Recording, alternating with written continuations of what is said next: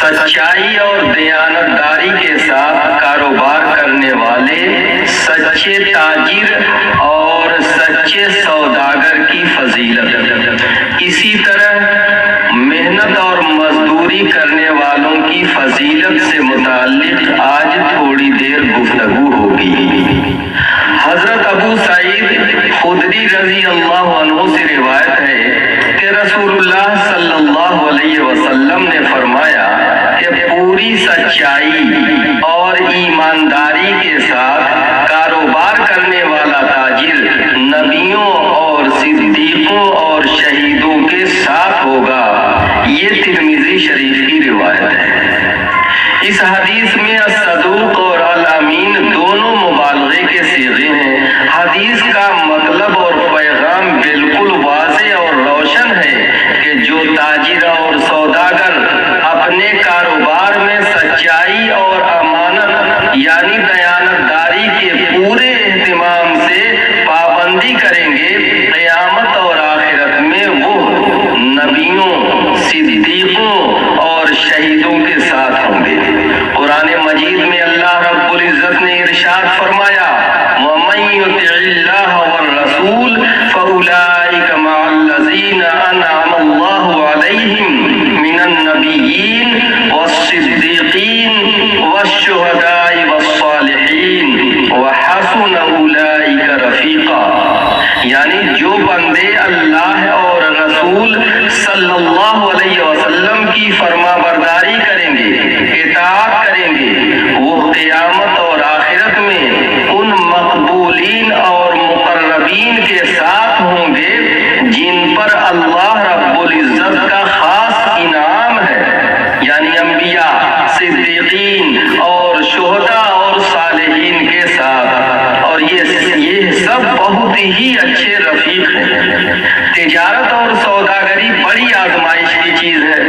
تاجر کے سامنے بار بار ایسی صورتیں پیش آتی ہیں کہ اگر وہ خدا کے حکم کے مطابق سچائی اور دیانتداری کا لحاظ کرنے کے بجائے اس وقت وہ اپنی تجارت اور تجارت کی مصلحت کے مطابق بازاری بات کرے تو ہزاروں لاکھوں کا نفع اور فائدہ ہو سکتا ہے۔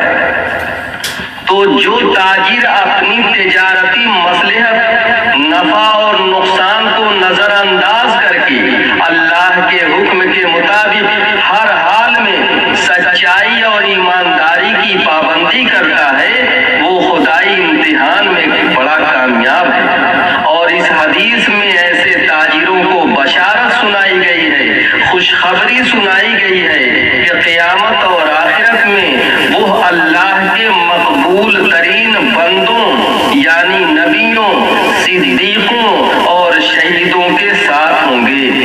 اللہ رب العزت کی طرف سے یہ ان کی سچائی اور دیانتداری کا صلہ ہے۔ یہ تمام جو بشارتیں ہیں اور یہ خوشخبری جو سنائی جا رہی ہے، اس شرط کے ساتھ مشروط ہوتی ہے کہ وہ آدمی ان خبیث اور مہلک باتوں سے پرہیز کرے جو بندے کو اللہ رب العزت کی رحمت سے محروم کر دیتی ہے۔ اسی طرح محنت اور مزدوری کرنے والے کی فضیلت کے بارے میں بھی رسول کریم صلی اللہ علیہ وسلم کے ارشادات مبارک موجود ہیں۔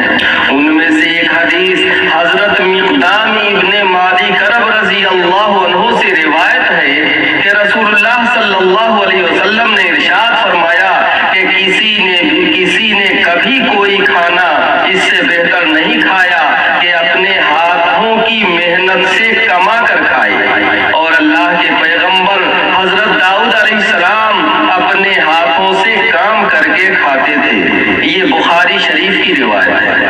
اس حدیث کا مطلب یہ ہے کہ تحصیل معاش کی صورتوں میں بہت اچھی صورت اور شکل یہ ہے کہ آدمی اپنے ہاتھ سے کوئی ایسا کام کرے جس سے کھانے پینے وغیرہ کی ضروریات پوری ہوں۔ آپ صلی اللہ علیہ وسلم نے فرمایا کہ یہ اللہ کے پیغمبر حضرت داؤد علیہ السلام کی سنت بھی ہے، قرآن میں بھی ہے کہ وہ زرہ بناتے تھے، اور اس حدیث